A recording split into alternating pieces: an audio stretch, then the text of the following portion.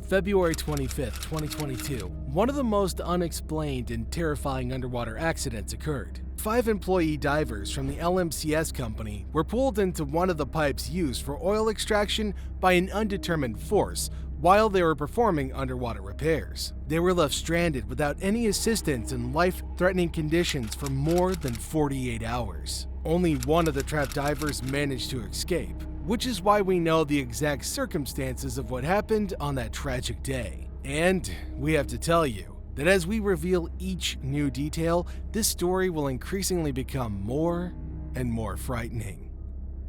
On Friday morning, 5 professional divers were summoned for duty. Faisal Kurban, Kazim Ali Jr., Rishi Nagasar, Yusuf Henry, and Christopher Boudram. Among them, Boudram assumed the role of the designated rescue diver responsible for overseeing the operation's safety. Their task was to perform maintenance on the number 36 Sea Line riser located at berth number 6 within Paria Trading Company Ltd, Pointe-à-Pierre. Their mission involved addressing one of the pipelines, which had been inactive since 2018, with the objective of restoring it to operational status. We can monitor each moment of their labor through the footage captured by GoPro cameras attached to one of the diver's suits. Based on these recordings, it's evident that initially everything appeared ordinary. However, as time passed, things unexpectedly took a turn for the worse.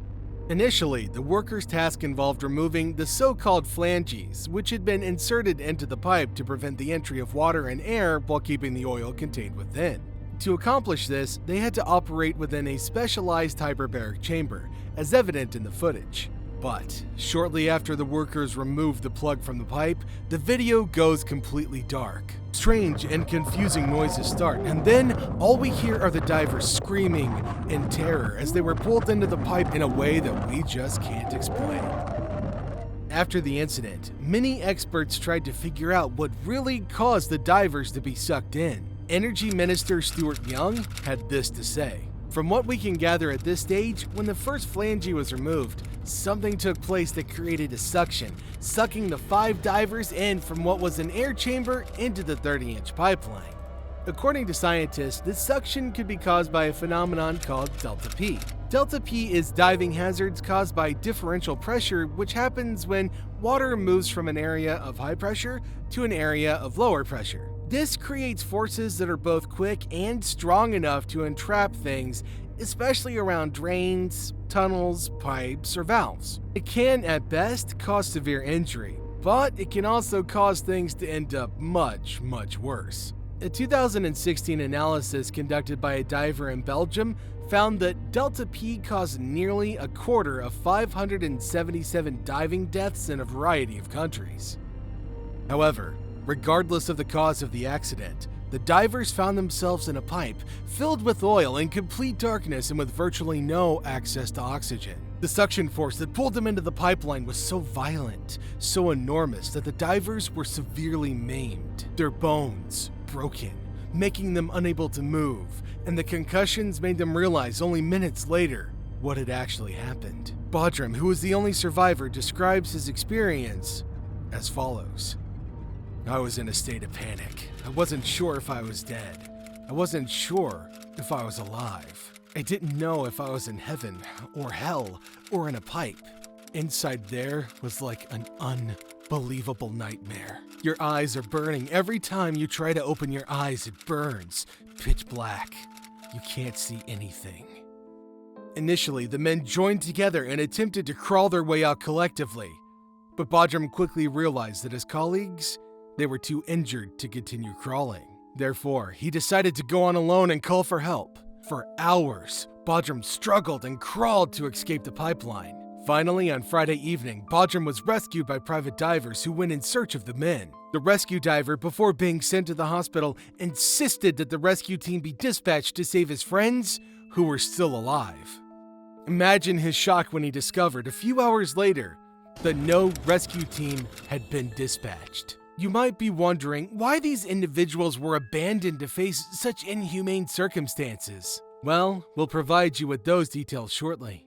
But before we do, we'd like to remind you to subscribe to the channel and give us a thumbs up. Now, let's get back to our topic. The Paria company, upon being informed about the entire disaster, decided not to take any action. Management and experts deemed it too risky to send rescue divers down there. When you have to make a decision to send a man into a pipeline a quarter of a mile long, you've got no idea where this man is going. You've got no idea what this man's going to face. You've just got no idea, said Colin Piper, Terminal Operations Manager at Paria. Now her decisions will be reviewed by a special appointed committee, and we already know at this point that the decision was highly controversial. To make this situation even worse, we have access to witness statements stating that banging and tapping on the pipes, which were cries for help from the trapped divers, could be heard for the next 3 days. The fact that no one was allowed to assist the injured during these 3 days is considered a massive scandal, and many believe that the large Paria company prioritizes profits over the well-being of its employees and their families. Those men were left to die alone in the dark.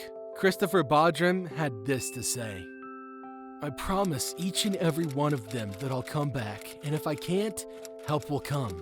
That will never leave me. Nobody went back for them, and I didn't go back for them. Every single day and night I feel that pain." Later on, he added, "This, in my eyes, is murder, because the same way I come out is the same way all my friends could have been out living today if they didn't make that decision to murder my friends and restrict divers from rescuing them." On February 28th, the bodies of 3 divers were recovered, and on March 3rd, the last one was found. The sight of what happened to the bodies during the pull-in, as well as the subsequent several-day struggle for life, was simply horrifying. Henry's father, Joseph Henry, confessed, "As I walked in there, they warned me. They let us know how bad it would be. When I watched the face, that's not my son's face. Black like night and disfigured. When I say disfigured, I mean like faceless.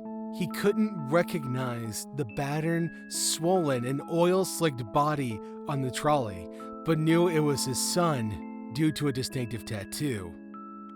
Outlaw."